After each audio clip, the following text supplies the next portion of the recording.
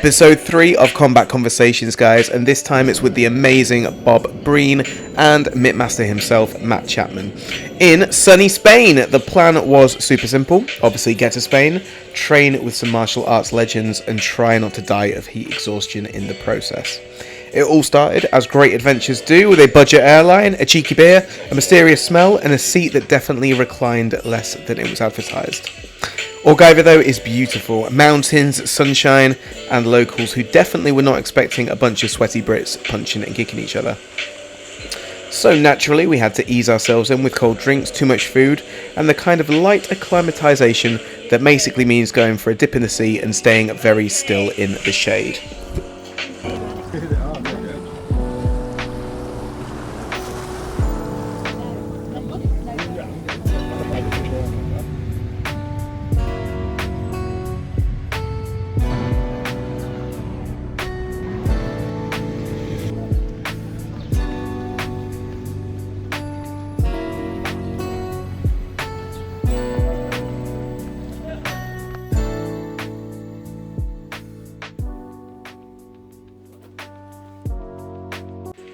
So after some great refreshments, we found the academy, proudly displaying the 4D combat sign, which I'm pretty sure means you get hit from 4 different angles you didn't even know existed.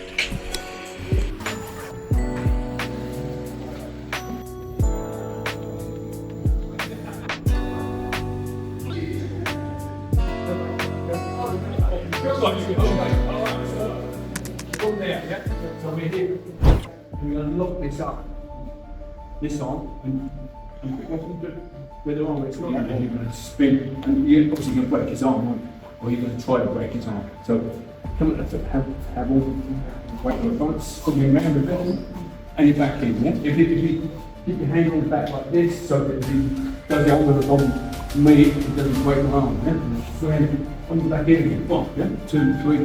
It's going 1, 5, 1, yeah, back in. Just put his finger down, and I'm done. Yeah, and then you can tackle me, just tap my legs, do whatever, yeah? Okay? Yeah. Have a try.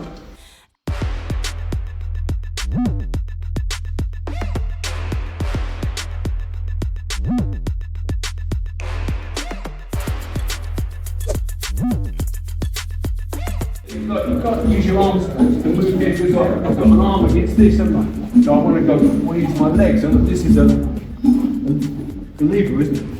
So instead of me going to keep on working really hard here, I just put my lever out and then I put my fulcrum in. Yeah, this is a fulcrum, isn't it? Yeah, put my lever in, my fulcrum, and I'm much stronger. Yeah, because they're all in peace. Everyone's like, oh, big heavy guys, you want, I want to do this, so it's good for leverage, and I want to do this, so it's good for leverage. You must put that, it's harder work. If my foot's here, it's easier work than I've got my fulcrum. Yeah? Then I can do all this stuff. Yeah? Right? Have a try. Yeah? So you do all that and go, lean on this taking that. But better is, look better on camera. You know, when you call afterwards, you say, no, just put your gently on the ground. Yeah? Right? But if you go like, good day, yeah? Back in the day, we used to call this bang, bang, Richie Wang. Yeah? Because we didn't really know how to hook then, you know, because they weren't boxing, but we were got something goes bang, bang, and we go, Richie Wang, and we hit on the back of the neck, on the brainstem, go like, boom, you know, it's going to bridge up, isn't it? Okay, like this. So I want to go up, not after the choke up. I just want to point, have you seen the runner? You know, right, and then I go, and I come right to the end, so my hips right up against him, yeah?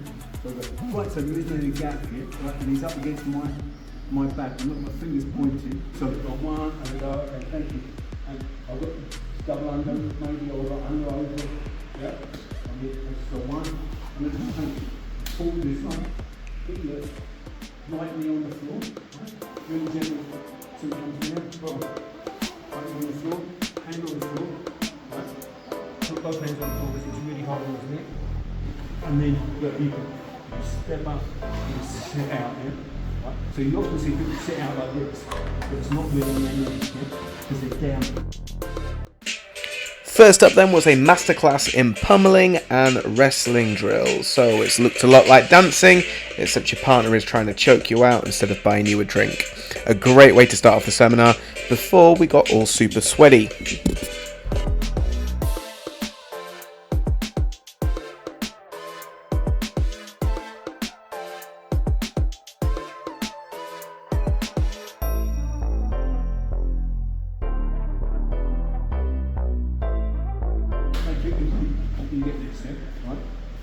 All I want to do is when he comes in to do the body hook, I want to pick his elbow up, right? One, thank you, right? And you just shake his hand. Thank you, yeah? So, first one, you do this, right? Work on the things you back with the hand, yeah? If you can, you still want to do like that. There we go. Well, just like that. I've got cooking, you say that. No, Tom, you have to give it to me. Oh, you're not giving it to me, okay. Tom, you can give it to me. No, I hit with the other hand. Stops that. I go, oh, no, put it on the head. Take it again, yeah? Front, not unstable at the front. Stable at the front. And you put it up, you do the tool one. Yeah? Again, you're cutting this, yeah?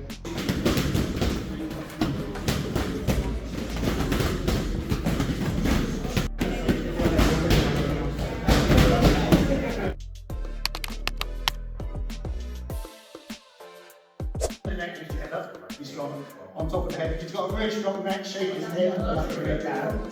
Cinch your elbows together so that your forearms are covering up the blood on both sides of the head. And then eject him, and then pull it in. Eject him, and then eject him, and pull it in if you want to do it properly. So they're getting shot around. Number two, Dan puts two hands on my hips. They go 1, 2. I grab a knee, and puts two hands on my hips to try and keep me at long range, as long as I put it in the hand. Number one, I grab the elbow, I lift it up, and knee in the gap. Okay? I'm doing a knee, but they're not reaching. So I take this elbow up, crunch and knee. So I go, knee, I take it back, and then I elbow. If you take on your body, put it down below. So I go to the body, take it, right elbow. Pull this head into the elbow at the same time. Can be this way, can be this way. The other way works best for you. So knee, pull, elbow. Off you go. I lift it off my hip and I put it up to my armpit. Then I throw a right hook. That's the wrench hook. Okay? So right hook, then tricep, then back to the knee. Hands on my hips, lift, right hook, knee. Like that. It's kind of weird Macarena type dance. Scoop it up and then knee. Same on the other side. Drop my right elbow inside while still maintaining control of his head, lift, and then knee. On you go. Ready? So, I start to grab Tom's head. He should have his hands up like this, or defending his waist, whatever he feels more comfortable with. As my right leg shoots back, his left shoulder drops. He turns sideways, take a big step in with his left leg, and then wraps around my body for a body lock. Again. So look, my right leg back, goes back, his left shoulder drops, and then he's in with the body. I'm going to frame on his head, push his head away to make space, and then I can go back with my knee. Okay, so he's got body lock. He's body to body, hip to hip. No space for any knees, even to the groin, too tight. Across the face, frame and push, leave your head as well as assistance, and then you get back into his body. My right hand goes on his ear. Step forward with your left leg. Turn.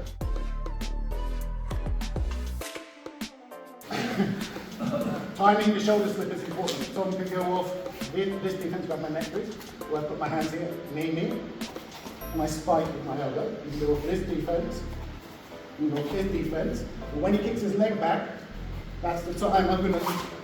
So this is called Mr. Universe. Okay, so if I can get my head off, put my head in and then pop his arms off like that. You're going to take the right arm to your left arm, step into the space. So it's hard for him now to get his arm out. If I can get this across here like this, he's in a bad spot. You've got throws off of that as well.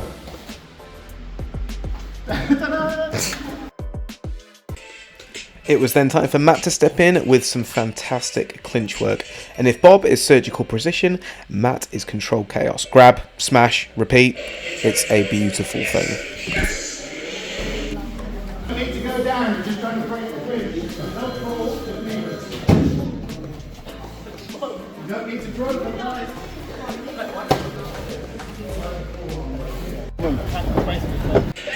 It was then time for a beautiful lunch because absolutely nothing says good idea like eating a plate full of food and pastries before more takedowns.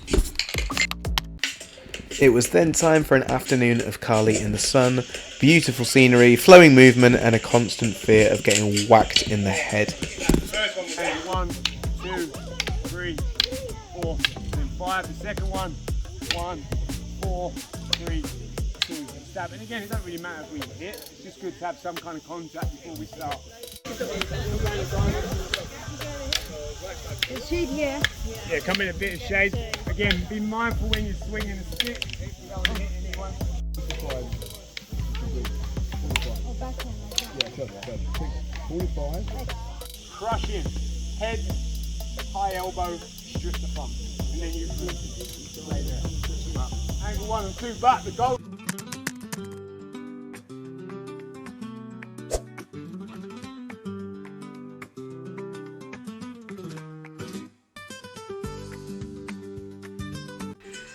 Now, summer camp was all about the work hard but play hard too, and the social vibe is one of the main things that sets summer camp apart.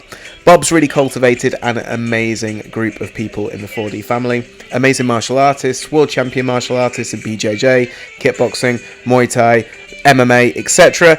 But just all-round good human beings as well, and it's great to chat to them, chat martial arts, chat life, have a few drinks, eat some amazing food, all in this beautiful setting.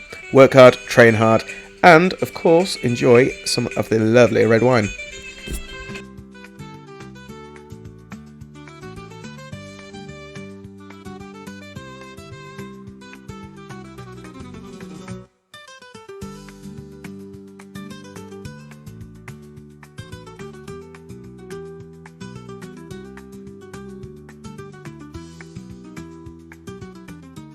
The next morning.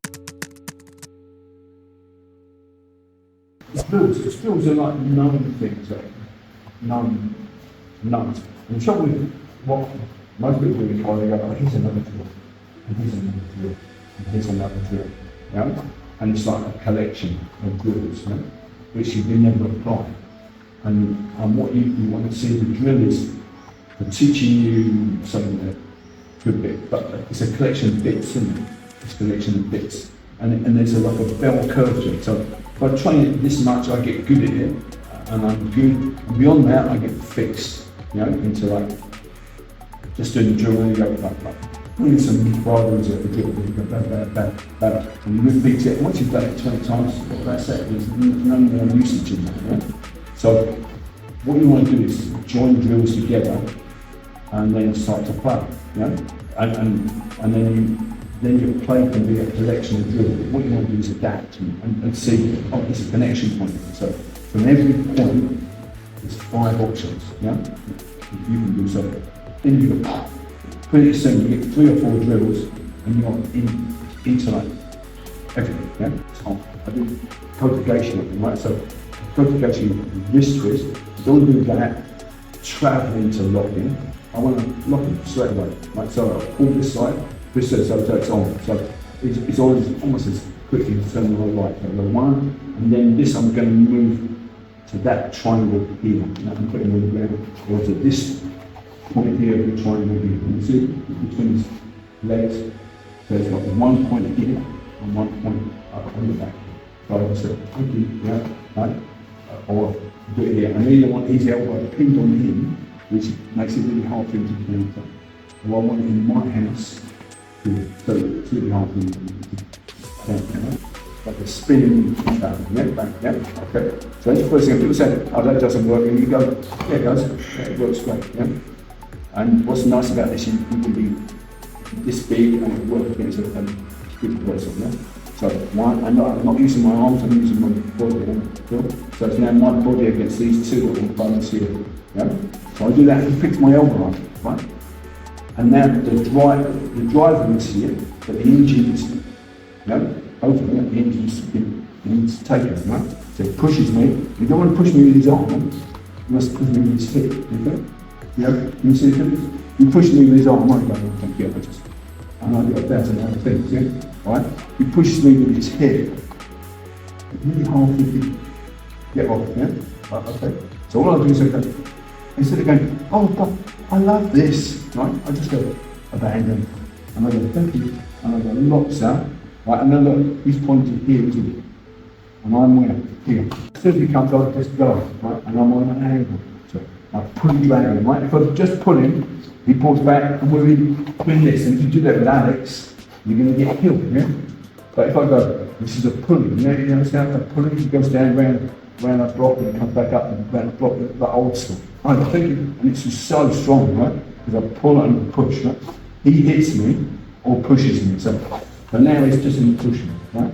And I go, okay, thank you. And I just let him have his way. And I like pull up the bow and arrow and I go, thank you. And I break his arm, right?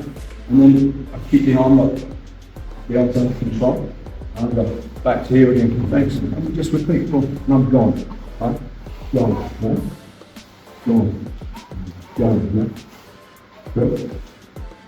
Well, all I'm going to do is toreador, right? He's coming, and I go, right? He goes to hit me, I'm gone. Yeah. In, and then go past him, right? Yeah? So I've got three options. If I go past him this way, I put his head down and knee, and then put to it, yeah, and then back into all that stuff, yeah? But let's do it where we're going to this side. So I've gone like that, I can just clinch it, yeah? Like a bit like Matt did. Isolate the top, like put his head in so the head's locked up and arms locked up. Then you just need a flying retreat or come up and hit the back of the kidney here, right? And then you can just grab him down like this, yeah? So, do you know what I mean? So you go grab up and pick up back of mine and I just clinch him up. And again, like, I can use my arms and I'm tense at the top arm off the bone, so just go, no, go, come down here and then you go, all the time in the world. Me, be careful, obviously can't do that, go with key, yeah? So I'm here, look, my sticks are all up, right, and I just want to spread out the base, can you feel? I just spread the base out, so I'm almost like, just doing that, I'm fanning out. But, and now the pressure's all on his neck, isn't it? And then I can do whatever I like down here, or up into here, but I don't want to go up in here because that's where his arm is, isn't it? Yeah? Anyway, so I want to do this bit, you can't do anything about it until he's dead, yeah? Until he goes, ah! Yeah, so, okay, we do that. Just this, like, I use my head and my arm and his belly, right? I haven't done anything else, and I'm using my leg. So he's done, his toast all ready, isn't it? And I go, can I have that meat chopped in too, please? And he goes, certainly, sir. We'll do that for you. And I go like this, and I break him, and he's sort of broken, and this leg's light now, isn't it? And I just turn that way and sweep this leg, right? 1, 2, go. And the head's a big thing. The head's a big thing. I go, 1, boom, head, go. And he's broken over this, and I go, fine. I go, sweet, thank you. Oh, yeah. In, yeah. Out, yeah. In, yeah. I'm doing the same thing. You want to try that as well? So I don't want to be in there. I'm going to be like, where you go? Oh, come a bit more. Come. Oh, thank you. Yeah. So I'm luring him in on again. If you paid another 50 quid, you get the upgrade. Yeah. And I go, yeah. And I go, come on, a bit more. If you pay an extra tenner, you get the knockout, so they don't get greedy, don't they? And they come a bit deeper and you go, thank you, you've done all the work, and I go, boom, thank you, and then you've got everything else, yeah? Yeah? Right, so I'm just going, oh yeah, that's really good. Why don't you talk to the hand, yeah? And I'm at the infinity point, and I'm just here on the back, yeah? So then you can do it high like this. So let's just do it high for now, right? And then do it low as well, right? So you're just doing empty hands, just do 10 or so. But look, where I want to be, if I fold my elbows out a little bit, on the cross. I get the plexus, right? I get almost dead on the plexus all the time.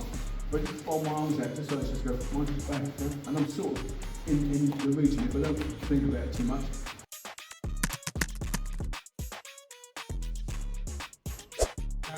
If he puts his hand on my hips here, yeah, because he doesn't want me to, he wants to keep that posture. If you're doing knees, his hands are going to get trapped. I just, it's going to hurt, it's horrible, yeah? Hands are going to be in here, I'm going to my legs are pulling him in. He's stuck up, and we just, off my head. Thank you very much. I want you just to put your hand on my shoulder. So, you're going to put your hand on my shoulder, I'm going to wave.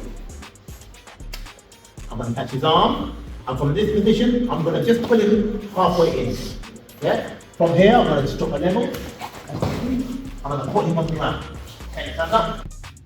Clear the hand off your shoulder and push it down. And just grab above the elbow with your other hand. Good. You're going to be pulling it past you. Yeah, the other way. The hand, the other side. That's good. Then you're going to pull and step forward. Good. Now you can look to your level. Touch those knees. And we can snap the knee with one side. Snap.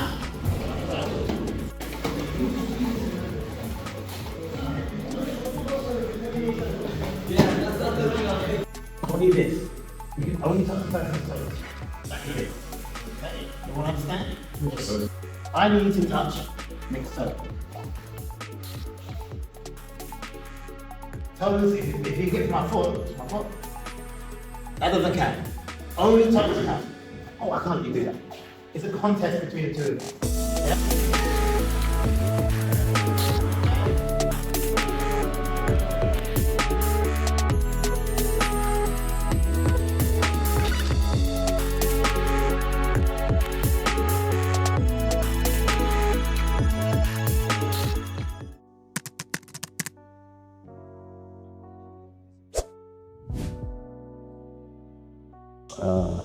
I was about 60-something years of age, and once you're at 60, you sort of start thinking, well, what have I got to offer? What's my legacy going to be? And I said, what's my experience? And my experience was 90% of fights are stand-up fights. You know, all that nonsense about it all ends on the ground.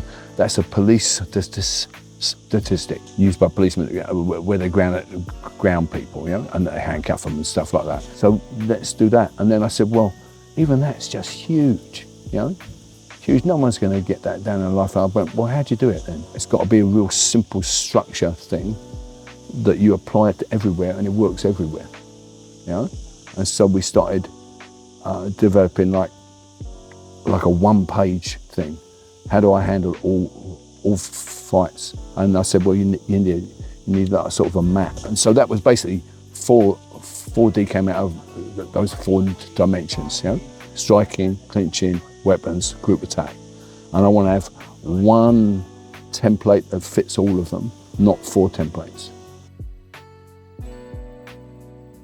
It's been absolutely marvellous. I think I was a bit tired on the first night because I didn't get any sleep. The friendship thing here is just huge, and it's not pushed, it's not driven, it's not financially focused. It's just about people who are really into martial arts at the highest level.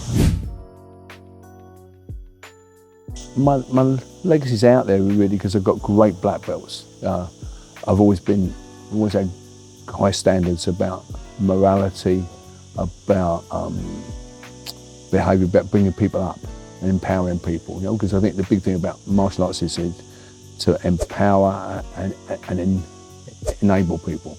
I do high quality martial arts, so to get a black belt under me is really hard. So therefore we built that over 50 years. There's like 60 plus black belts out there.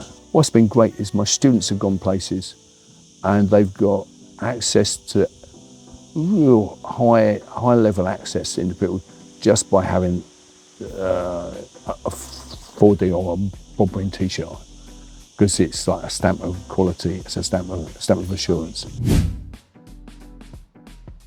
Oh wow, got to be 30 years ago, I reckon, or possibly more. James and I came to the University of East London in the pretense of getting a degree in sports science, but the real reason we were in London was because we wanted to train at the academy with Guru Bob. So that was the excuse to move to London. We lived in Barking and we used to catch the train in and train at the academy 3 or 4 times a week. And it's been, 30, 35 years, probably, a long time. It was fantastic. We'd been training JKD kickboxing, Muay Thai in Plymouth for a while, and we'd obviously attended seminars at the academy with world-class instructors like Guru Dan Inosanto, Sifu Sensei Eric Paulson, and lots of different cool instructors. So we were like, we definitely got to go there and train. It was, during the heyday, it was a place full of killers. It was like the elite of the elite in terms of Jeet Kune Do, Muay Thai, and various other systems. Bob was one of the first people to get like BJJ black belts over. So he had some of the Machados come over, Chris Houter, various other instructors back when literally no one was doing BJJ. So it was like the hub of high quality, cutting edge training back then. And we were, beginners basically when we started there. But fantastic training with some elite level martial artists who are now like multiple world champions in BJJ, stick fighting champions, MMA champions. So it was great. It was the culmination of a lot of trying to get Bob over for a long time, really, and just to say thank you in a way. So it's really, it's just gratitude, isn't it? Like just giving back to him and his wife Judy for everything, helping me all those years, getting me through my training and my black belt, and then I can just give them a beautiful kind of break away when they need it, and just have a martial arts holiday, really. We tried it in the COVID year. We were just about to do it and just got thwarted by that in 2020. So it's taken this 5 years, it seems, to bring it back to manifesting it, making it happen. But yeah, super grateful that everyone's come, he's come. The first 2 days were so dense with material. Master Matt giving his like sort of technical Filipino style drills that we were doing. It was a nice counterpoint to Bob's kind of, quite like technique heavy, sort of 4D kind of counter clinch work that we were doing for a lot of it. It had a really particular flavour, but actually today with Salat and the boxing to finish off, it's been like just that high tempo, smash it out that I think everyone needed, particularly the younger guys in at the seminar needed that tear up,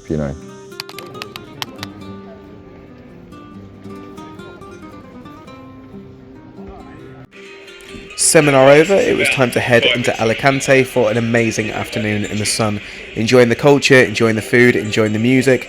We hit a hammam and had a massage and some warm baths. Then we head out for some food and saw some traditional flamenco dancing to really round off the trip. Such an amazing way to spend a few days, training hard with Guru Bob, training hard with Steve Payne, training hard with Matt Chapman, but also playing hard, making some new friends, catching up with some old friends, and just enjoying the 4D family. What an amazing time. A huge thank you to Guru Bob, a huge thank you to Master Matt, and a huge thank you to Alex for organising everything. That's been episode 3, guys. I hope you've enjoyed it. Episode 4 coming soon.